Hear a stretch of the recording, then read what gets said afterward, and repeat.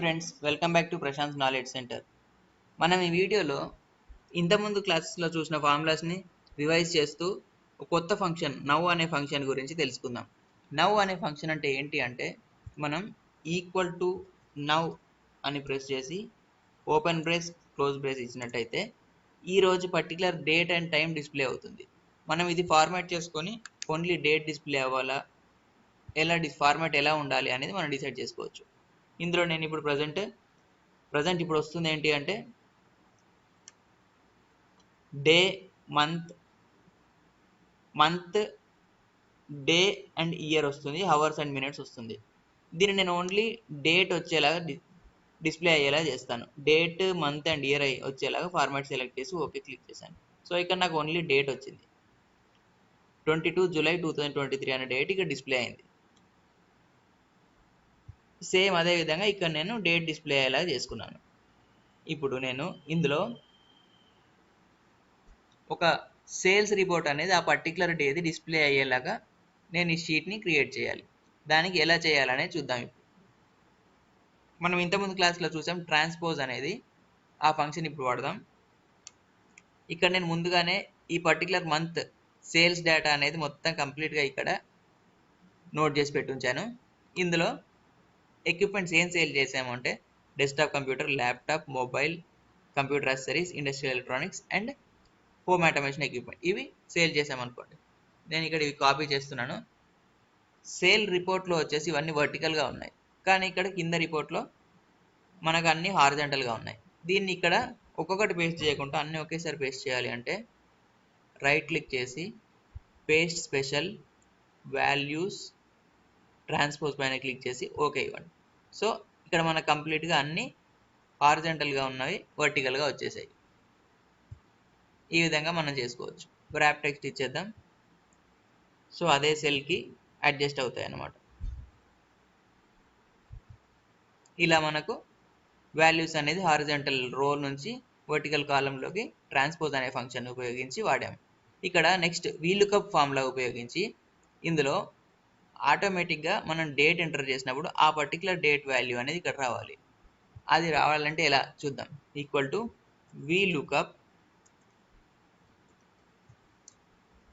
Reference ఏంటి, date. ఇక్కడది 22 అనేది ఈ డేట్ని రిఫరెన్స్గా తీసుకుంటాం. Lookup value array, table array ఎక్కడి నుండి ఎక్కడి వరకు రావాలి మనకి,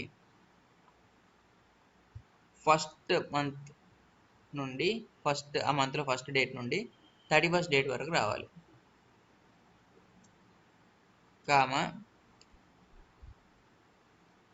కాలం ఇండెక్స్ ఏంటి, కాలం ఇండెక్స్ అంటే మనకి ఏం రావాలి, ఇక్కడ కంప్యూటర్ యాక్సెసరీస్ అంటే మనం ఎక్కడి నుండి తీసుకున్నాం, ఇక్కడ నుండి. అంటే ఇది ఫస్ట్ కాలం, సెకండ్ కాలం, థర్డ్ కాలం, ఫోర్త్, ఫిఫ్త్ కాలంలో ఉంది. 5 ఇది ఎగ్జాక్ట్గా మ్యాచ్ అవ్వాలా, అప్రాక్సిమేట్గా మ్యాచ్ అవ్వాలా. సో నేను 1 ఇస్తాను, ట్రూ ఇస్తాను, అప్రాక్సిమేట్ మ్యాచ్ అవ్వాలి, ఎంటర్. సో ఇప్పుడు నాకు కంప్యూటర్ యాక్సెసరీస్ అనేది 22 జూలైలో 0.75 lakhs సేల్ అయింది. కంప్యూటర్ యాక్సెసరీస్ ఎక్కడ ఈలో ఉన్నాయి, 22 రోజు 0.75 సేల్ అయింది. సో ఆ విధంగా మనం వీలుగా ఉపయోగించి ఆ పర్టికులర్ డేట్ వాల్యూని ఎక్స్ట్రాక్ట్ చేయొచ్చు. సేమ్ అదే విధంగా నేను ఇంకొక డేటా రిట్రీవ్ చేస్తాను.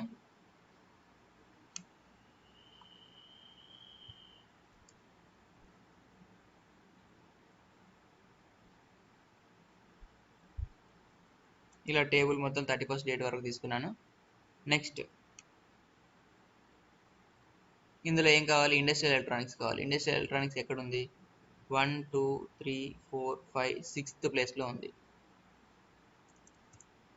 6, 1 ఇలా ఎంటర్ చేసాను. 2.99. సేమ్ అదే విధంగా vlookup రిఫరెన్స్ వచ్చేసి డేట్ మనకి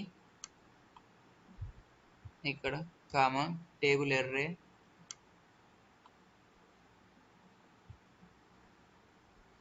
నెక్స్ట్ ఇక్కడ వరకు సరిపోతుంది మనకు. హోమ్ ఆటోమేషన్ వరకు, హోమ్ ఆటోమేషన్ 7th కాలంలో ఉంది. టోటల్ సెలెక్ట్ చేసుకుందాం ఇక్కడ వరకు 31st వరకు, 7, 1 వాల్యూ వచ్చేసి మనకు 22nd రోజు 0.99 అనేది చూద్దాం. 0.99 వచ్చేసింది. అదేవిధంగా ఎంటీడీ సేల్స్ అంటే ఆ month to date complete sales ఎంత అనేది నేను ఆటోమేటిక్గా ఇక్కడ సమ్ అయ్యేలాగా ఫామ్లో ఎంటర్ చేసి పెట్టుకున్నాను. సమ్ బి17 అంటే డేట్ 1 నుండి బి47 వరకు ఆ కాలం మొత్తం సమ్ చేస్తుంది. ఇలా ఫామ్లో ఇచ్చాను. ఇక్కడ మనం నెక్స్ట్ డేట్ రోజు అనే వాల్యూ ఎంటర్ చేసినా కానీ ఆటోమేటిక్గా ఇందులో యాడ్ అవుతుంది. సేమ్ అదే విధంగా పైన కూడా యాడ్ అవుతుంది. నేను ఇదే వాల్యూ అక్కడ వచ్చేలాగా నేను ఫామ్లో ఎంటర్ చేస్తాను. మనం ప్రతిసారి స్క్రీన్ కిందికి పైకి మూవ్ చేసే కన్నా స్ప్లిట్ అనేది ఇక్కడ వ్యూ ట్యాబ్లో స్ప్లిట్ స్క్రీన్ అనేది అప్లై చేసుకుంటాను. 4 పార్ట్స్గా స్ప్లిట్ అయింది. నాకు వర్టికల్ స్ప్లిట్ అక్కర్లేదు, హారిజాంటల్ స్ప్లిట్ ఉంది. సో ఇక్కడ వాల్యూ ఎంటర్ చేయాలి. ఇందులో నేను కంపేర్ చేసుకుంటాను ఎక్కడ ఉంది అనేది చెక్ చేసుకోవడానికి. ఇది 19.99 వచ్చేసి డెస్క్టాప్ కంప్యూటర్.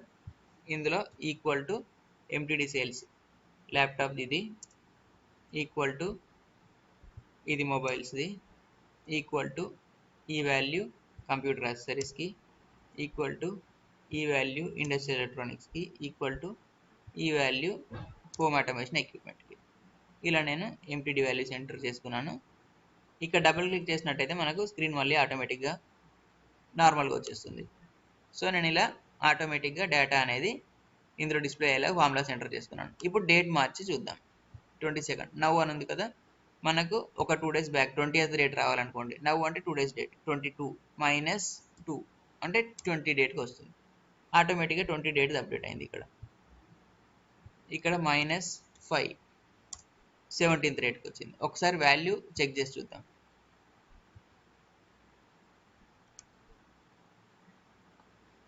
17th వాల్యూస్ ఎలా ఉన్నాయి అనేది మనం ఇక్కడ ఒకసారి చెక్ చేసి చూద్దాం. 0.91, 2.6, 1.99 ఇలా మనకు వాల్యూస్ అనేది ఆటోమేటిక్గా ఇక్కడ అప్డేట్ అవుతాయి. ఫర్ ఎగ్జాంపుల్ ఇక్కడ 17th ఉంది, 6 ఇద్దాం, 18th వస్తుంది.